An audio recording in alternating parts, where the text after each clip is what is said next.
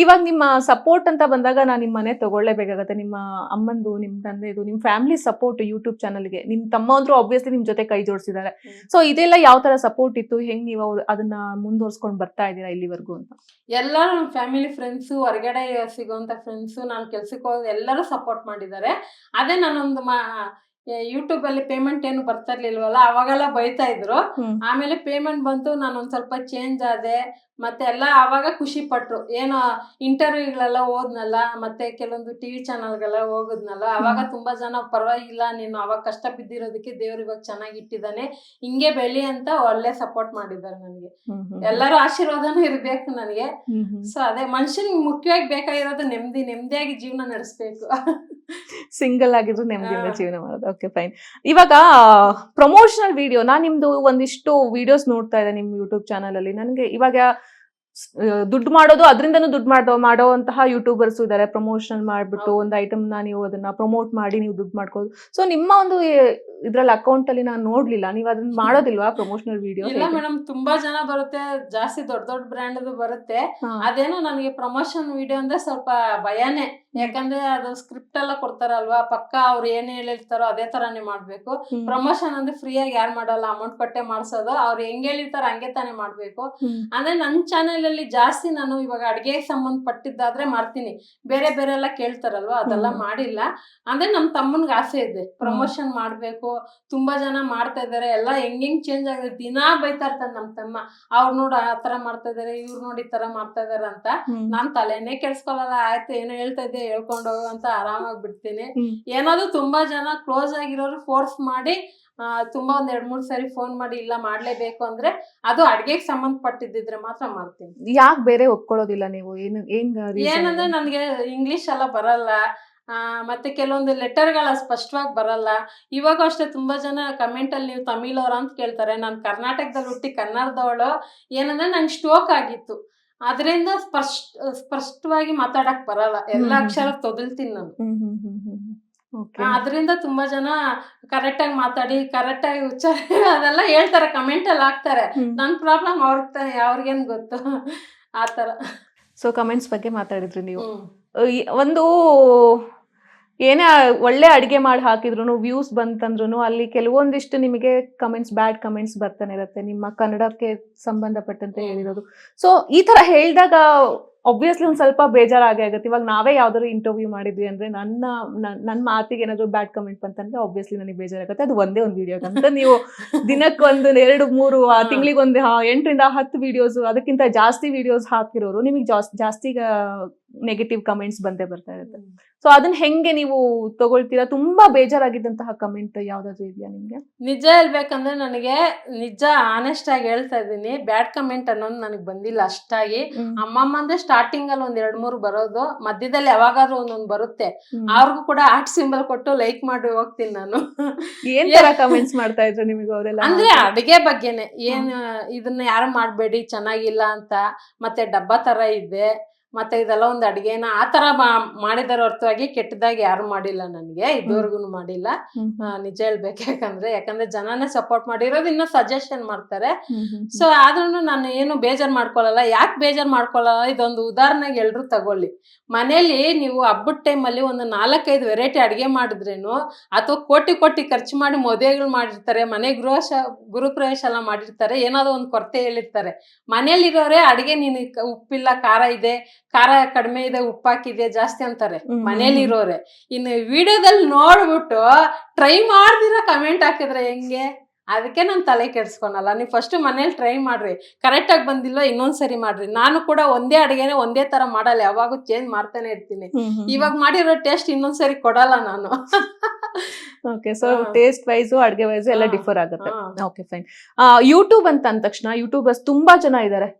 ಇವಾಗ ಕರ್ನಾಟಕದಲ್ಲೇ ಇಟ್ಕೊಂಡ್ರೆ ತುಂಬಾ ಜನ ಇವಾಗ ಏನ್ ನೋಡ್ದಾರೆಲ್ಲ ಯೂಟ್ಯೂಬ್ ಚಾನಲ್ ನ ಕ್ರಿಯೇಟ್ ಮಾಡ್ಕೊಂಡು ತಮ್ಮದೇ ಒಂದು ಕಂಟೆಂಟ್ ಅನ್ನ ಪೋಸ್ಟ್ ಮಾಡ್ತಾ ಇರ್ತಾರೆ. ಅದು ವರ್ತ್ ಇರುತ್ತೆ, ವರ್ತ್ ಇರೋದಿಲ್ಲ ಅಂತವ್ರು ಕೂಡ ಜಾಸ್ತಿ ಫಾಲೋವರ್ಸ್ ನ, ಸಬ್ಸ್ಕ್ರೈಬರ್ಸ್ ನ ಇಟ್ಕೊಂಡಿರ್ತಾರೆ. ಸೊ ನೀವು ತುಂಬಾ ಜನ ಸಬ್ಸ್ಕ್ರೈಬರ್ಸ್ ನ ಇಟ್ಕೊಂಡಿರೋಂತ ನೀವು ಯಾವ ಯೂಟ್ಯೂಬರ್ ನ ನೀವು ಫಾಲೋ ಮಾಡ್ತೀರಾ? ಅವ್ರದ್ದು ಏನ್ ನೀವು ಸಜೆಷನ್ಸ್ ಅಥವಾ ಅವ್ರ ವಿಡಿಯೋ ನೋಡಿ ಏನ್ ಕಲಿತೀರಾ ನೀವು ಯೂಶಲಿ ಅಂತ? ಮೇಡಮ್, ಇವಾಗ ನಾನು ಯೂಟ್ಯೂಬ್ ಮಾಡೋದ್ರಿಂದ ನಾನು ಫಾಲೋ ಮಾಡೋದಕ್ಕಿಂತ ನಾನು ಎಲ್ಲರಿಗೂ ಸಪೋರ್ಟ್ ಮಾಡ್ತೀನಿ, ಎಲ್ಲರದು ತಗೊಂತೀನಿ ಕೆಲವೊಂದು ಟಿಪ್ಸ್ಗಳು. ಯಾಕಂದ್ರೆ ಒಬ್ಬರ ಹೆಸರು ಹೇಳಿದ್ರೆ ನಾಳೆ ನನಗೆ ಹಾಕ್ತಾರೆ, ನನ್ನ ಚಾನೆಲ್ ಹೆಸರು ಹೇಳಿಲ್ಲ ನೀವು ಅವ್ರದ್ದು ಮಾತ್ರ ಹೇಳಿದ್ದೀರಂತ. ಹಂಗೆ ಬರೋದು ಬೇಡ, ನಾನು ಎಲ್ಲರದು ನೋಡ್ತೀನಿ. ನನ್ನ ಮೈಂಡ್ ಸೆಟ್ ಹೆಂಗೆ ಗೊತ್ತಾ, ಒಬ್ಬರದೇ ನೋಡಲ್ಲ, ಕನ್ನಡ, ತಮಿಳು, ತೆಲುಗು, ಹಿಂದಿ, ಮರಾಠಿ, ಫಾರಿನ್ ಕಂಟ್ರಿದು ಎಲ್ಲ ಪ್ರತಿಯೊಂದು ನೋಡ್ತಾ ಇರ್ತೀನಿ ನಾನು. ಸೊ ಅದರಿಂದ ನೀವು ಎಲ್ಲ ಟಿಪ್ಸ್ಗಳು ತಗೊಂತೀನಿ, ನಾನು ಮನೇಲಿ ಟ್ರೈ ಮಾಡ್ತೀನಿ. ಯಾವಾಗ ಅಷ್ಟೇ ಒಂದೇ ತರ ಇರಬಾರ್ದು. ಇವಾಗ ನಾವು ಇವಾಗ ಒಂದೇ ತರ ಇದ್ರೆ ನಾಳೆ ದಿವಸ ಬಂದ್ಬಿಟ್ಟು ಯಾವಾಗ ಒಂದೇ ತರ ಇದೆ, ಚೇಂಜ್ ಆಗಿಲ್ಲ ನೀನು ಅಂತ ಹೇಳ್ತಾರಲ್ಲ. ಸೊ ಆ ತರ ಗುಣದಲ್ಲಿ ಚೇಂಜ್ ಆಗ್ಬಾರ್ದು, ಬೇರೆದ್ರಲ್ಲಿ ಚೇಂಜ್ ಆಗೋ ಅಷ್ಟೇ. ಟಿಪ್ಸ್ ಅನ್ನೋದು ನಮ್ಗೆ ತುಂಬಾನೇ ಹೆಲ್ಪ್ ಅದು. ಇವಾಗ ಇವಾಗ ನಾವೇನಾದ್ರು ಒಂದು ಮನೇಲಿ ಡೆಕರ್ ಮಾಡಿರ್ತೀರಿ, ಇವಾಗ ಒಂದ್ ತಿಂಗಳು ಅದನ್ನೇ ನೋಡಿ ನೋಡಿ ಬೋರ್ ಆಗಿ ಇನ್ನೊಂದ್ ಸ್ವಲ್ಪ ಚೇಂಜಸ್ ಮಾಡ್ತಿರಲ್ವಾ, ಅದೇ ತರಾನೇ ಲೈಫ್ ಕೂಡ ಅಷ್ಟೇ. ಓಕೆ, ಯೂಟ್ಯೂಬರ್ಸ್ ಅಂತಂದ್ರೆ ಇವಾಗ ನಾವೆಲ್ಲ ನೋಡಿರ್ತೀವಿ, ಎಷ್ಟೊಂದ್ ಜನ ಅವರೆಲ್ಲರೂ ಮೀಟ್ ಅಪ್ ಆಗೋದು ಮತ್ತೆ ಯೂಟ್ಯೂಬರ್ಸ್ ಏನೋ ಈವೆಂಟ್ ಗಳೆಲ್ಲ ಆಗ್ತಾ ಇರತ್ತೆ. ಸೊ ಆ ತರದೆಲ್ಲ ನೀವು ಎಂಟರ್ಟೈನ್ ಮಾಡೋದಿಲ್ವಾ? ಆ ತರ ನಮ್ ಕನ್ನಡದಲ್ಲಿ ಕಡಿಮೆ ಅಲ್ಲ ಮೇಡಮ್, ಬೇರೆ ಲ್ಯಾಂಗ್ವೇಜ್ ಅಲ್ಲೆಲ್ಲ ನೋಡಿದೀನಿ ನಾನು. ಆಂಧ್ರದಲ್ಲಿ ಆಗಿರ್ಬೋದು, ತಮಿಳ್ನಾಡು ಆಗಿರ್ಬೋದು, ಕರ್ನಾಟಕದಲ್ಲಿ ತುಂಬಾ ಕಡಿಮೆ. ಯಾರು ಮಾಡಿದಾರೆ ಹೇಳಿ ನೋಡೋಣ. ಆದ್ರೆ ನನಗೆ ಆಸೆ ಇದೆ, ನಾನೇ ಫಸ್ಟ್ ಮಾಡ್ಬೇಕಂತ ಆಸೆ ಇದೆ. ನೋಡೋಣ ಲೈಫ್ ಅಲ್ಲಿ ಯಾವಾಗ ಏನಾಗುತ್ತೋ ಗೊತ್ತಿಲ್ಲ. ಯಾರಾದ್ರೂ ಯೂಟ್ಯೂಬರ್ ಸಿಕ್ಕಿದ್ರೆ ಹೇಳ್ತೀನಿ, ಅವ್ರಿಗೂ ಕೂಡ ಇದೇ ಮಾತು ಹೇಳ್ತಾ ಇರ್ತೀನಿ, ಎಲ್ಲ ಒಟ್ಟಿಗೆ ಸೇರಿ ಒಂದು ಇದು ಮಾಡೋಣ ನಾವು ಅಂತ. ಸೊ ಎಷ್ಟೊಂದ್ ಜನಕ್ಕೆ ಆಯ್ತು ಅಂತ ಹೇಳ್ತಾರೆ, ಮತ್ತೆ ಯಾರು ಡಿಸೈಡ್ ಆಗಲ್ಲ. ಯಾಕಂದ್ರೆ ಅದು ಏನಾದೊಂದು ಜವಾಬ್ದಾರಿ ತಗೊಂಡ್ರೆ ತುಂಬಾ ಹೆವಿ ಕೆಲಸ ಇರುತ್ತೆ ಅದಕ್ಕೆ. ಸೊ ಅದಕ್ಕೆ ಹಿಂದೇಟ್ ಆಗ್ತಾ ಇರ್ತಾರೆ. ಅದು ನಾನೇ ಟ್ರೈ ಮಾಡ್ಬೇಕಂತ ಆಸೆ ಇದೆ ನನಗೆ. ಎಲ್ಲಾರನು ಗ್ಯಾದರ್ ಮಾಡ್ಬಿಟ್ಟು. ಓಕೆ, ಯೂಟ್ಯೂಬ್ ಅಂತಂದ್ರೆ ಅದರಿಂದಾನೇ ನಿಮ್ಗೆ ಆ ಸಂಸ್ಥೆಯಿಂದಾನೇ ಆ ತರದ್ದೇನು ಇದು ಬಂದಿಲ್ವಾ, ಆಪರ್ಚುನಿಟಿ ಬಂದಿಲ್ವಾ? ಅಂದ್ರೆ ಎಲ್ಲಾ ಯೂಟ್ಯೂಬರ್ಸ್ ಒಂದ್ ಕಡೆ ಸೇರಿಸೋದು, ಒಂದ್ ಈವೆಂಟ್ ಮಾಡಿದ್ದಾರೆ ಮೇಡಮ್. ಸೊ ನೀವ್ ಅದಕ್ಕೆ ಫಸ್ಟ್ ಟೈಮ್ ಇಷ್ಟು ವರ್ಷಕ್ಕೆ ನಾನು ಅದೇ ಗೂಗಲ್ ಆಫೀಸ್ ಯೂಟ್ಯೂಬ್ ಈವೆಂಟ್ ಕರೆದಿದ್ರು, ಹೋಗ್ಬಿಟ್ಟು ಬಂದೆ. ಇವಾಗ ಒಂದ್ 4 ತಿಂಗಳಾಯ್ತು ಹೋಗ್ಬಿಟ್ಟು ಬಂದೆ. ಅದೇ ಫಸ್ಟ್ ಟೈಮ್ ನಾನು ಎಲ್ಲಾ ಲ್ಯಾಂಗ್ವೇಜ್ ಅವರು ಬಂದಿದ್ರು, ಎಲ್ಲಾ ಊರುಗಳಿಂದಾನು ಬಂದಿದ್ರು. ಎಲ್ಲಾರನು ಮಾತಾಡ್ಸಿದೆ, ನಾನು ಕೂಡ ಅವ್ರನ್ನೆಲ್ಲ ನೋಡಿದ್ದೆ ಯೂಟ್ಯೂಬ್ ಅಲ್ಲಿ. ಸೊ ಎಲ್ರ ಜೊತೆನು ಪರಿಚಯ ಇದೆ, ಕಾಂಟ್ಯಾಕ್ಟ್ಗಳು ಇದೆ. ಅವಾಗ ಫೋನ್ಗಳಲ್ಲೂ ಮಾತಾಡ್ತಾ ಇರ್ತೀರಾ? Okay, fine. ಯೂಟ್ಯೂಬ್ ಅಲ್ಲಿ ನೀವು ಇಷ್ಟೆಲ್ಲ ಅಡ್ಗೆ ಮಾಡಿರೋದನ್ನ ನೋಡಿದ್ವಿ. ಇಲ್ಲಿವರೆಗೂ ಎಷ್ಟು ಅಡ್ಗೆ ಮಾಡಿದೀರಾ ನೀವು, ತೋರಿಸಿದೀರಾ ಜನಗಳಿಗೆ ಅಪ್ರಾಕ್ಸಿಮೇಟ್ ಆಗಿ? ಅಂದ್ರೆ 1,500ಕ್ಕಿಂತ ದಾಟಿದ್ದೀನಿ ಅಡಿಗೆ.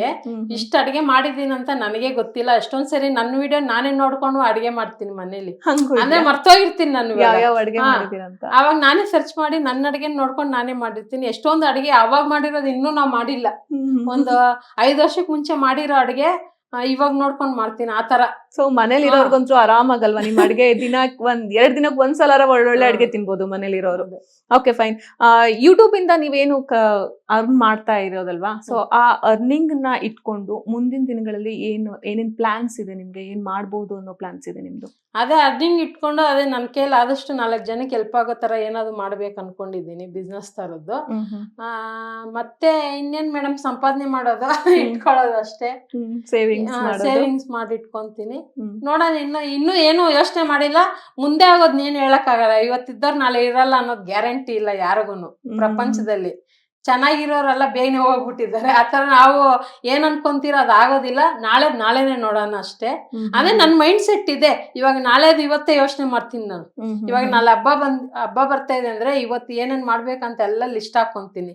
ಆ ತರ ಮೈಂಡ್ ಸೆಟ್ ನನಗ್ ಜಾಸ್ತಿ ಇದೆ. ತುಂಬಾ ಟೆನ್ಷನ್ಗಳಾಗುತ್ತೆ ಜಾಸ್ತಿ ನನಗೂನು.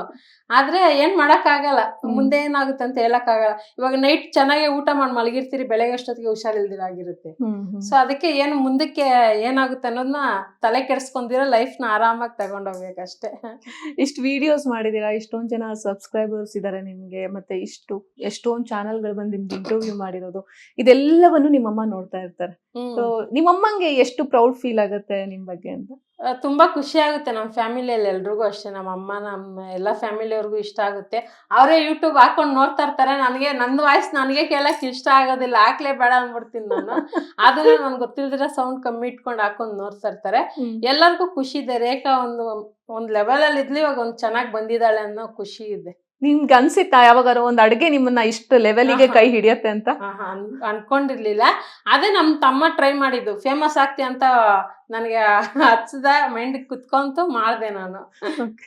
ಯೂಟ್ಯೂಬ್ ಇಂದ ಏನ್ ರೆಕಗ್ನಿಷನ್ ಸಿಕ್ಕಿರೋದು ನಿಮ್ಗೆ? ಅದು ಏನಾದ್ರು ರಿವಾರ್ಡ್ಸ್, ಅವಾರ್ಡ್ಸ್ ಆ ತರದ್ ಏನಾದ್ರು? 1 ಲಕ್ಷ ಸಬ್ಸ್ಕ್ರೈಬ್ ಆದಾಗ ಸಿಲ್ವರ್ ಬಟನ್ ಅಂತ ಬಂತು, 1 ಮಿಲಿಯನ್ ಆದಾಗ ಗೋಲ್ಡನ್ ಬಟನ್ ಅಂತ ಬಂತು. ಇನ್ನು ಜಾಸ್ತಿ 10 ಮಿಲಿಯನ್ ಅನ್ಕೊಂತೀನಿ. ಅದಾದ್ಮೇಲೆ ಟ್ರೋಫಿಗಳು ಡಿಫ್ರೆಂಟ್ ಆಗಿ ಬರ್ತಾ ಇರುತ್ತೆ. ನೋಡೋಣ, ಫಸ್ಟ್ ಟೈಮ್ ಕನ್ನಡದಲ್ಲಿ ನಾನು 27 ಲಕ್ಷ ಕುಕಿಂಗ್ ಇದ್ರಲ್ಲಿ ಬಂದಿರೋದು ನಾನು. ಯಾಕಂದ್ರೆ ನಂದು ಒಂದೇ ಅಲ್ಲ, ಬೇರೆ ಅಡಿಗೆದಲ್ಲ, ಬೇರೆಯವರು ತುಂಬಾ ಇವಾಗ ಇಂಟರ್ವ್ಯೂ ಇದೆ, ಒಂದ್ ಸಪ್ರೇಟ್ ಇರುತ್ತೆ, ಸಪ್ರೇಟ್ ಇರುತ್ತಲ್ಲ, ಅವರೆಲ್ಲ ನನಗಿಂತ ಜಾಸ್ತಿ ಸಬ್ಸ್ಕ್ರೈಬರ್ ಇದ್ದಾರೆ.